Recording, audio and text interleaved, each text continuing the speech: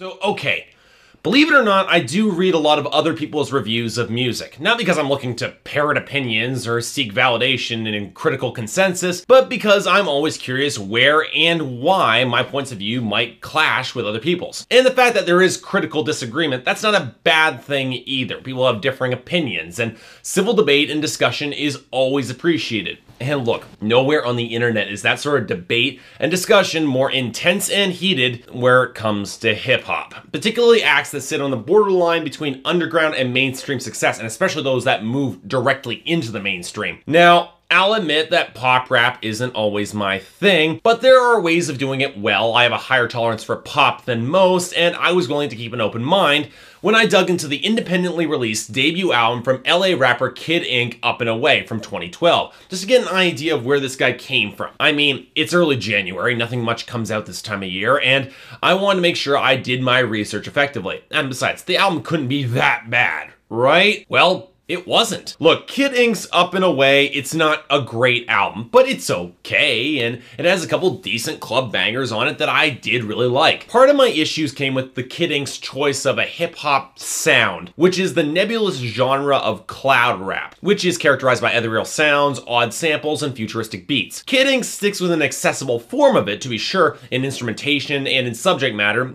mostly surrounding clubs, but while cloud rap has more of a focus on melodies, which I did like, I found the instrumentation just to be a little bit too cluttered and the production just a little bit too slick. Now, most of that masks the bigger problem of Kid Ink as a rapper, namely that he's not all that interesting. His flow was a blend of Drake and Chris Brown. He has neither Drake's wordplay or emotional heft or Chris Brown's singing voice. The best word to describe him, coming off of Up and Away at least, was inoffensive. It's not all that something that's special or all that memorable, but well, some of the grander melodies on that album were enjoyable enough, and there was some occasionally good wordplay. So I gotta admit, I had low expectations going into this album.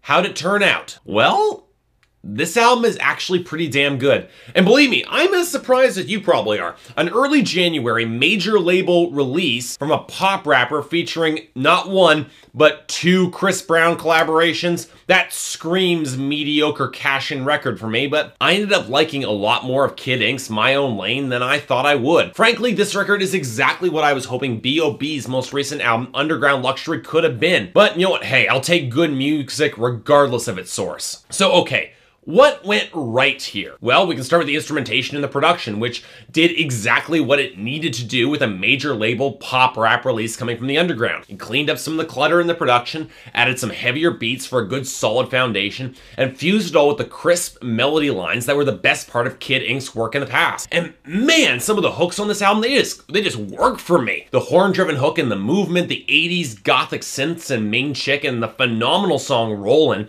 and the oddly gorgeous guitar effects and No Miracles. Even on the hooks I didn't like as much, Kid Ink's producers make the smart choice to keep things very upbeat, radio-friendly, and in contrast to most of the mainstream rap scene, not all that dreary. Even though most of the cloud rap sound has been left behind in favor of something that's a little bit more mainstream and accessible, which will cause some people to scream sellout, which is unfair, Kid Ink brings the best elements of that scene to the table with a free focus on melody-driven hooks. There are points where trap instrumentation starts to come in, and you gotta be honest, frankly, the dourness of that particular style of instrumentation are easily the low points on this record, with the worst being the album closer, More Than a King, for more reasons than just that, but we'll come back to that. So, okay, let's talk about Kid Ink himself, who was arguably the least interesting thing about Up and Away, and it seemed like the label agreed with that assessment and then overloaded this guy with guest stars, which is not a good sign, and frankly, he doesn't need them. Now you can try that, you can tell that Pusha T feels that he doesn't have to try,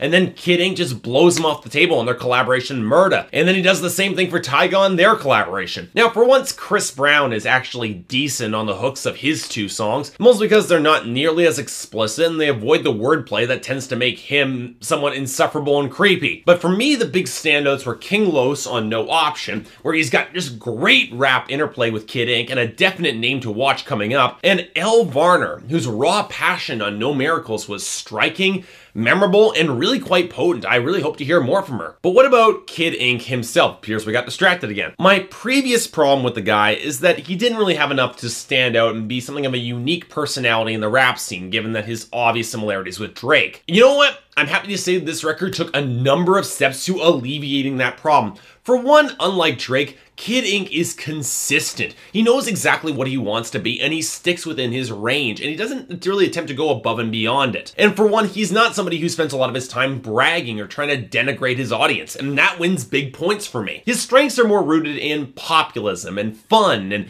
bringing people together to get drunk and screw. And honestly, the combination of that populism with his consistency, you know what, that makes him stand out in today's modern rap scene. Yeah, I'm not gonna deny that he's clearly out hunting for sex anywhere and everywhere that he can get it, but he doesn't really come across as lecherous or leering or all that creepy. Mostly because, and this is kind of funny, I don't think he's got the emotional range to pull that off. Now, Pusha T, for instance, he's got the emotional range there, and he sounds lecherous and creepy on his tracks, and that was the other reason why his verse on Murda sounds so out of place. Well, Kid Ink, he just sounds bemused and surprised and just willing to take it as it comes. And you know what? That makes him a lot more likable. On the other hand, his lack of range can work against him. The ballad Tattoo of My Name tries to make Kid Ink taking his girl to get a tattoo of his name on her chest. He tries to make that come across as romantic or sweet, but it really comes across as egotistical, and I gotta admit, not all that attractive. But look, the greatest strength of Kid Ink is a solid understanding of this album's scope. He's looking to make an album full of relaxed, fun party bangers. That's it. And with that in mind, he worked on making those types of songs the best he possibly could. This is where the big improvements to his rhyming and flow pay big dividends, because you know what?